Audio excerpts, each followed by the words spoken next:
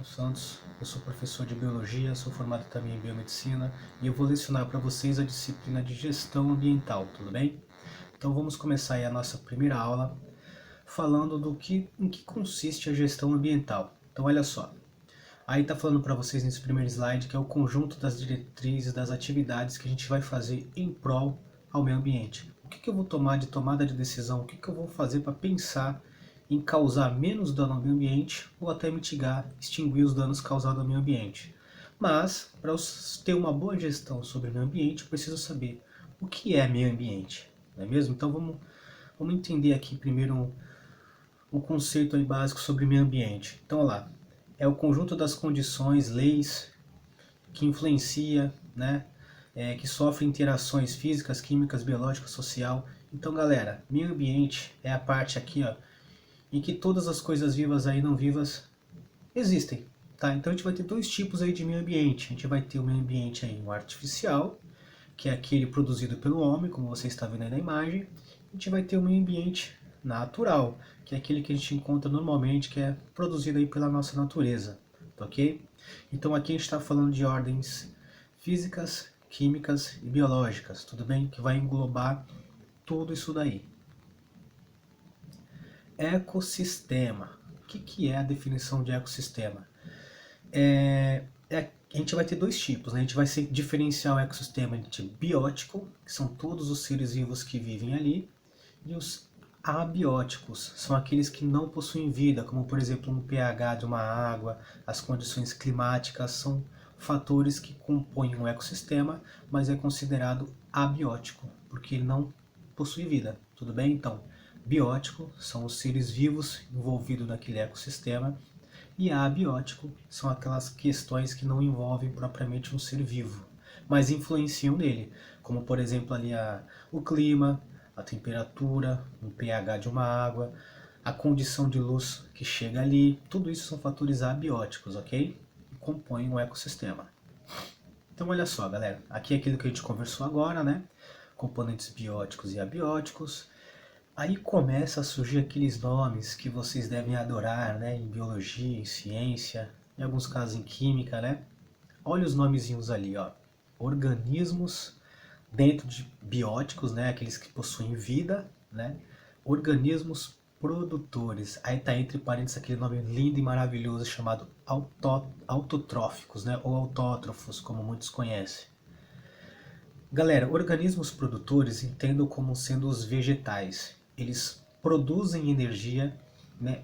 Por si só, eles não precisam de mais nada. Eles são capazes de produzir o seu próprio alimento através da luz solar e da água, ou seja, fotossíntese. Se eu estou falando de fotossíntese, eu estou falando do reino vegetal. Então, os produtores são exclusivamente os vegetais, tudo bem? É a partir da luz solar que ele produz a energia e essa energia vai migrar para todos os outros seres vivos, ok? Como que ela vai migrar? Os animais vão lá, se alimentam daquele vegetal, absorvem a energia, né? Quando eu falo de energia, entenda como sendo o açúcar, tá? Vocês vão aprender depois aí que o açúcar é a principal fonte de energia. Na realidade é o carbono que está contido no açúcar, ok? Por exemplo, lá os produtores eles produzem a glicose. Então eles pegam a luz, pegam a água, pegam um gás carbônico, o CO2 da atmosfera, produzem o seu próprio alimento que é a glicose. Nós não somos autótrofos, nós não produzimos o nosso próprio alimento, nós temos que ir à caça. Claro, já evoluímos, vamos ao mercado, vamos à nossa despensa, né? Como nós não produzimos o nosso próprio alimento, nós somos chamados de heterótrofos, ou como está aí, heterotróficos, tudo bem? Agora presta atenção, tem ali dois nomezinhos que surgiram para você, ó, consumidores e decompositores, tá? Essa é a classificação e a subdivisão de todos os seres bióticos. Consumidores é aquilo que vai consumir, os produtores, e os decompositores são aqueles que vão desmanchar, apodrecer, desfazer um corpo, desfazer ligação química, e eles são conhecidos como os fungos e as bactérias, ok? As bactérias e os fungos são os nossos decompositores. Como assim, professor? Por exemplo, quando você morre, o seu corpo ele apodrece. Mas você já se perguntou por que ele apodrece? Ele apodrece pelo seguinte fato: quando estamos vivos, temos glóbulos brancos produzidos pela nossa medula óssea, e ele está lá destruindo, combatendo todos esses agentes patogênicos aí que causam doença e pode destruir o nosso corpo. Mas quando a gente morre, a gente não tem quem combata isso e eles começam a decompor, desfazer as ligações químicas para obter energia para eles. Então nada mais é tudo isso que a gente está falando do que fluxo de energia, ok? Então os consumidores são os que se alimentam ali dos produtores e os decompositores são aqueles que obtêm energia, só que infelizmente aquele corpo já não está mais vivo, então eles vão decompondo, são os fungos e as bactérias, ok? Então vamos continuar aí.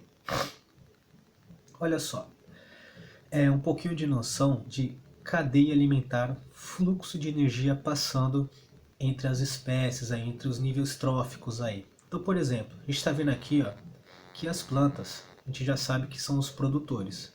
Elas pegam a luz solar, elas pegam a água que está naquela raiz, pela raiz elas puxam do solo a água, elas pegam o CO2 que vem da respiração de todos os seres vivos e pega esse gás carbônico, né, produz a fotossíntese e produz o seu próprio alimento. Então as plantas são os produtores, porque elas são autótrofas, elas produzem o seu próprio alimento. Ok? Essa setinha direcionada para cima aqui que vocês estão vendo, quer dizer o que? A passagem de energia através dos níveis tróficos, através das espécies, ok? Então os produtores estão ali, aí vem um camundongo e se alimenta daquela planta. Ele absorveu a energia daquela planta. A energia está no corpo dele, está ali. Ele é o consumidor primário, primeiro, e ele se alimenta direto dos vegetais. Ok. Só que aí vem a cobra e se alimenta do camundongo. É chamado o quê? Consumidor 2. Tudo bem? Então a gente vai ter o consumidor primário, tá? Que é o camundongo. A cobra veio e se alimentou daquele camundongo. Agora a energia que estava na planta, que foi para o camundongo, passou para a cobra. Tudo bem? Consumidor 2. A cobra veio, né? Tava lá marcando, a águia veio e pegou a cobra. Reparem o quê? Que a energia está passando da planta para o camundongo, para a cobra e chegou na águia. Tá aqui bem gráfico, bem ilustrativo para vocês. Imagine que esse retângulo em verde seja a quantidade de energia passando entre os níveis tróficos. Estão reparando que está ficando cada vez menor? Ou seja, a quantidade de energia que passa de um nível trófico para o outro, ela vai ficando cada vez menor. Vai se perdendo energia por esse caminho, tudo bem?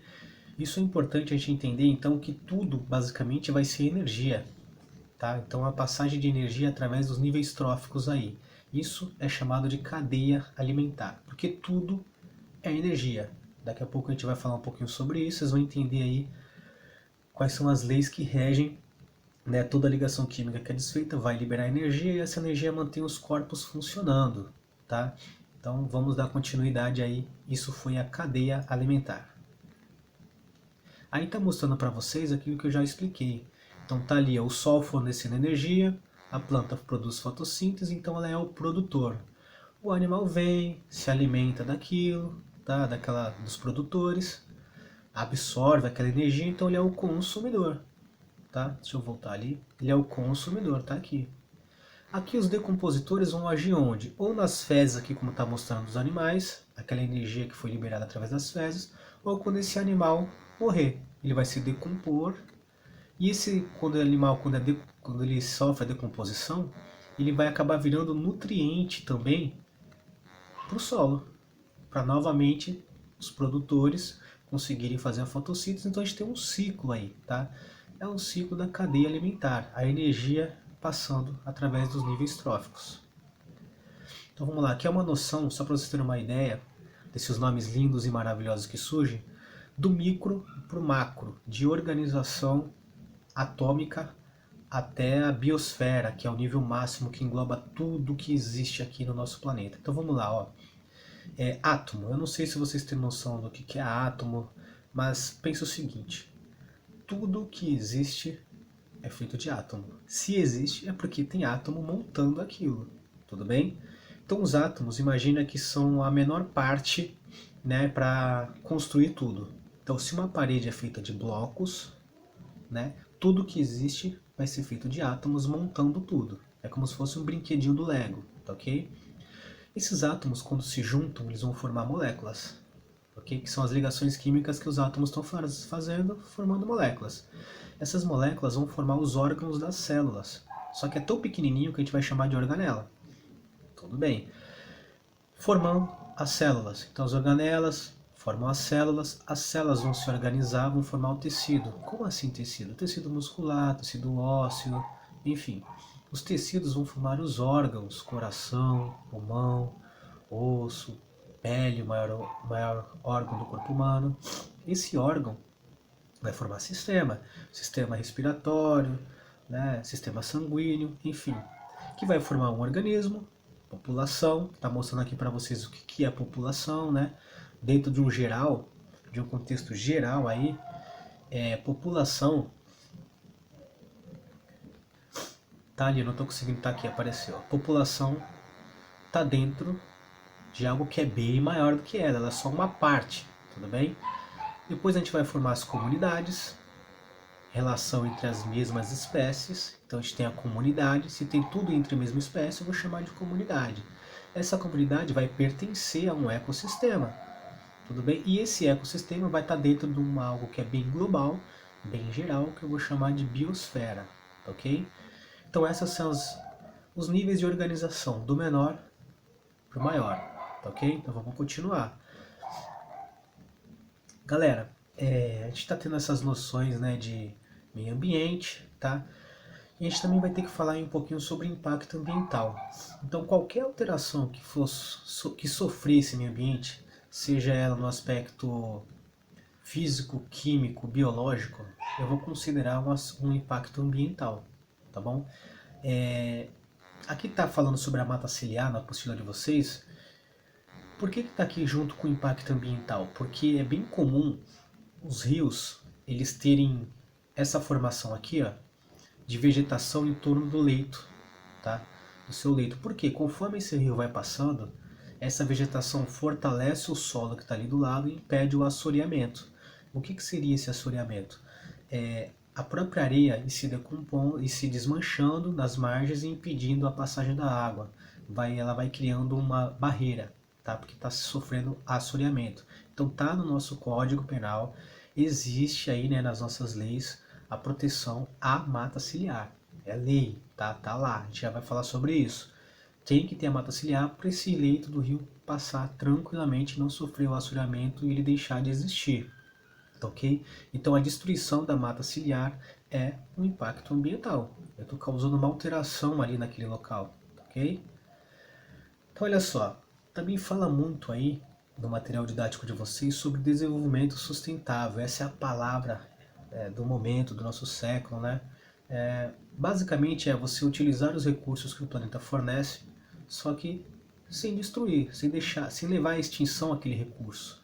E isso, infelizmente, tem se tornado cada vez mais difícil. Para falar a verdade, se em algum tempo, né, não diminuirmos, né, o consumo que a gente tem feito dos nossos recursos ambientais, a gente já não tem mais como voltar ao normal. Nosso planeta é só em declínio, né, porque ele não consegue mais suprir a demanda da necessidade humana.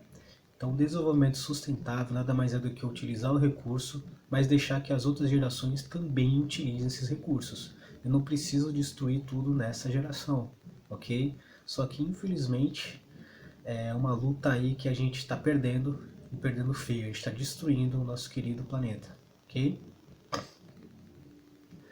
Então, galera, vamos entender agora um pouquinho sobre os ciclos biogeoquímicos. Então a gente vai ter que falar um pouquinho sobre química, tá? A gente vai ter que falar um pouquinho, entender, e eu pretendo conceituá-los sobre isso para vocês entenderem como é que a gente vai evitar o impacto ambiental, ter uma noção maior sobre tudo isso. As leis a gente consulta e tá ali. Agora entender um processo, um mecanismo, já requer mais um pouco de cuidado. Então eu vou focar nesse assunto aqui com vocês, para a gente não se perder.